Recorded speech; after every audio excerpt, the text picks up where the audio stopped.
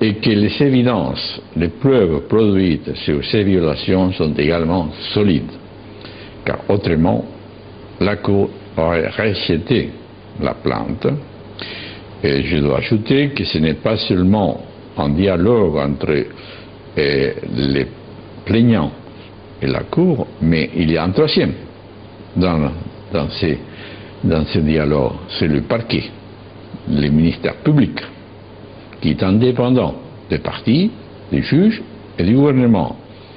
Et le parquet espagnol a partagé l'analyse juridique et le sérieux des preuves qui ont été produites.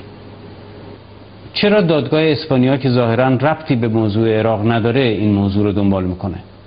Il y a ici plusieurs plans à considérer. D'un côté, c'est que la communauté internationale, en approuvant, ça fait longtemps, plus de 60 ans, les conventions de Genève, était arrivée à la conclusion que la violation de la convention n'était pas seulement un problème pour la personne dont les droits ont été méconnus ou pour l'État dont les fonctionnaires ont méconnu ces droits-là, mais concernait l'ensemble de la communauté internationale.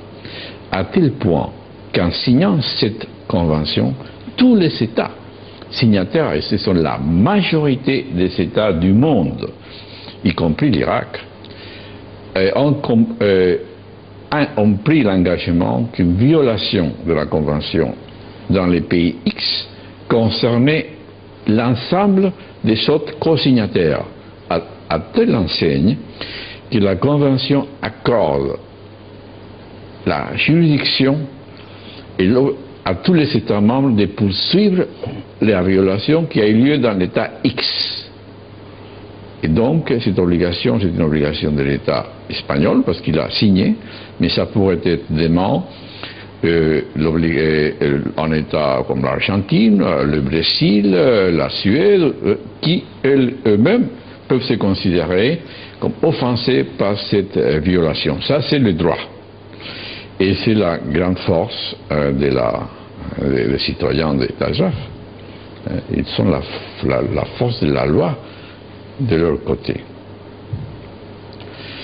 Et ce qui est incompréhensible, c'est qu'il y ait des responsables d'Irak qui ne se rendent pas compte qu'en ne respectant pas ces droits, ils s'engagent leur responsabilité individuelle à l'égard des autres pays signataires de la Convention. Donc, la loi internationale, la Cour espagnole, dit: vous, monsieur le juge de l'Irak, vous savez les droits, l'obligation et la priorité de mener l'enquête.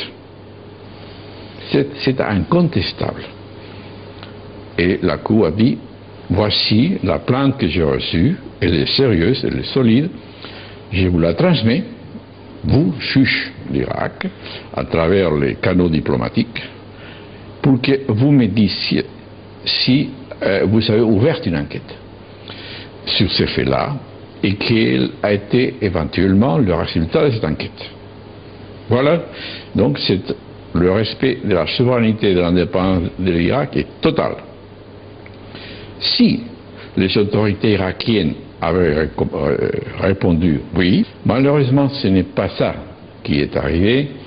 La réponse qui a été reçue à la Cour espagnole a été une réponse tout à fait vague. On a ouvert une enquête, mais il n'est pas dit qui a ouvert l'enquête, qui mène l'enquête, et aucun résultat de l'enquête. Donc, une réponse insuffisante. Et de l'autre côté, la Cour a connu les rapports des rapporteurs des Nations Unies et d'autres organisations, et d'autres preuves qui montrent qu'il n'y a pas eu d'enquête ouverte, une véritable enquête judiciaire en Irak. Alors, après avoir donné un an de temps aux autorités irakiennes pour répondre à la question, étant donné qu'il n'y a pas eu de réponse, standard minimum de réponse, la Cour espagnole, avec l'accord du parquet, a décidé de mener l'enquête elle-même. Et la première mesure a été de convoquer l'auteur présumé est de la direction de l'attaque. Donc la Cour lui a dit, venez le 8 mars et expliquez en votre défense ce que vous voudrez. Venez accompagné d'un avocat pour que vos droits soient mieux respectés et garantis. Et si jamais vous ne nommez pas un avocat, la loi vous permet d'avoir une défense toutefois, et la Cour nommera un avocat d'office, de sorte que toutes les garanties légales lui seront respectées. Le fait que le débat a lieu à l'intérieur d'une cour de justice, c'est une garantie pour tous. Donc, indépendamment de ce qui dit la presse, je dois dire que la stratégie de défense du général, c'est de sa responsabilité. Lui et ses conseils juridiques choisiront la stratégie qu'ils préfèrent pour mieux montrer qu'ils sont innocents ou que d'autres sont responsables. Parce qu'il y a quand même 11 morts et presque 500 blessés, ce sont les faits. Donc je ne sais pas quelle stratégie il va suivre. Et c'est à lui de la décider. Ce que je sais, c'est ce que dit la loi. N'est-ce pas, que ce sont les conséquences de ne pas comparaître, de ne pas répondre, et c'est le risque de devenir un fugitif de la justice. Ce n'est pas plaisant pour personne, mais je m'arrêterai là. حال که این موضوع رو از نظرگاه حقوقی بررسی کردیم، این موضوع چه اهمیتی برای اشرفیان داره؟ La première conséquence est le message que les ressortissants, les habitants d'Ashraf et leurs familles ont reçu. C'est qu'ils le savaient déjà, mais ils peuvent en être renforcés dans leurs convictions, c'est qu'ils ne sont pas oubliés du monde.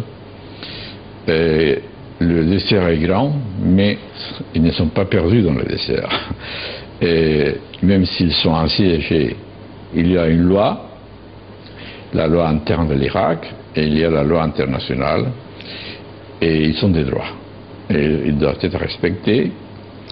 Et si les cours de justice de l'Irak, malheureusement, n'appliquent pas la loi d'une manière effective, les lois internationales ont prévu cette situation, leur accordent la protection de la loi dans d'autres États.